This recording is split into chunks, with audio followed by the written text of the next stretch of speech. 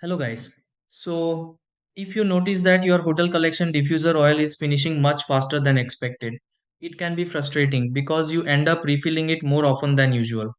Many users think there is something wrong with the oil itself, but most of the time the issue is related to the diffuser settings or how the unit is being used.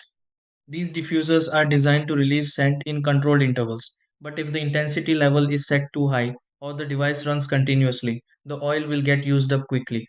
Placement, airflow, and even small leaks can also affect how fast the oil is consumed.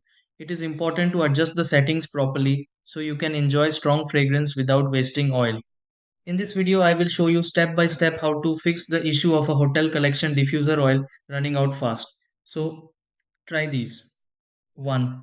Reduce the intensity setting on the hotel collection diffuser to a lower level. 2. Use timer mode on the hotel collection diffuser instead of continuous running.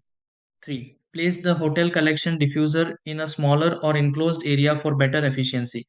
4. Check the oil bottle of the hotel collection diffuser for any loose fitting or leakage. 5. Clean the nozzle of the hotel collection diffuser to ensure proper mist control.